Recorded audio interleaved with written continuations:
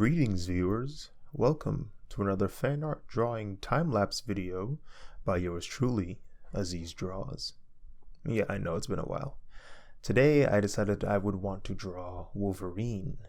And so, as you can see here, I've already done my thumbnail sketches.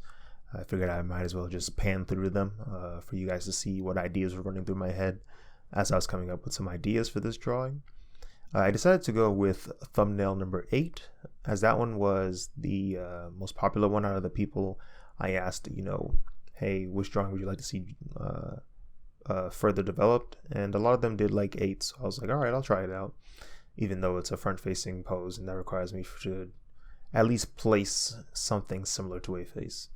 But I used the magic of shading for me to hide that. And so that's what we have here. But I knew that this dramatic lighting was actually in my favor for the character, because with Wolverine, he's not necessarily a nice person, and so the lighting kind of helps reflect that. You don't really want, well lit areas for Wolverine.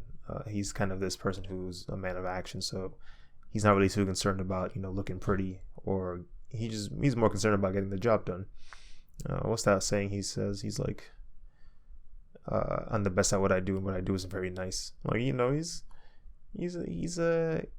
has a line of work that is not suitable for children, like Kappa. Anyway, yeah, you can see I'm inking here, and I want it to be much looser with it this time around. As you can see, I'm starting to add these kind of smears to create this sense of movement / motion blur with Wolverine. And you can see earlier I did this kind of mess of brush strokes.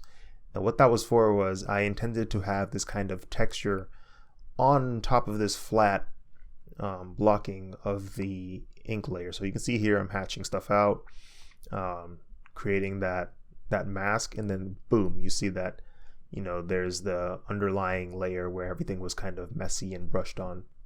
And that's just to create the texture that I was looking for. So you can see I'm already created this very dramatic lighting, very harsh lighting, and now I'm going into the coloring phase.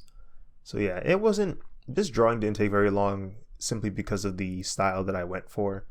It was very loose, very fast. I wanted to get the idea of movement across more so than detail, but I think because I went to go for this rougher style, it helped with the overall visuals of it. Despite it taking not very long, I still think it has this sense of quality to it. Maybe not the conventional, super detailed quality, but maybe in the message it carries, more so in the composition, coloring. That form of quality, I think, is what it excelled in. Here I'm just adding a vignette of sorts for the background, doing more texture work for this drawing because the application of brushes is very simple, and so textures here would definitely help make the drawing higher in merit, because you're adding these multiple assets of the drawing to it rather than just having strokes. I mean, they do that in comics because comics you have to be a little bit more simple because you're drawing multiple frames. So I kind of took that into practice here and then added some more detailing to it, of course, because I'm only doing one frame or one panel. I'm not really doing, multiple shots and stuff, so I don't have to worry about, time constraints. So you can add stuff like this. Add a little bit of highlighting on the top just to convey that the light is definitely coming up from that section of top left, and then, the body gets less and less light because it's going further down. I'm kind of adding like snow here. I don't know, I thought of Wolverine in Canada, and so it's real cold in Canada, so I just put some snow on him. It helped with the movement of the piece too, because I noticed the gradient kind of kept him still, and adding that snow helped with making sure this thing still looked like it was moving. Well, ladies and gentlemen, that is it for this video and drawing. Thank you guys for watching, and be sure to follow me on Twitter and Instagram, because at the moment I am drawing every day and posting every day, so you can have some fun seeing that happen. Also, shout out to my patrons, y'all some real ones.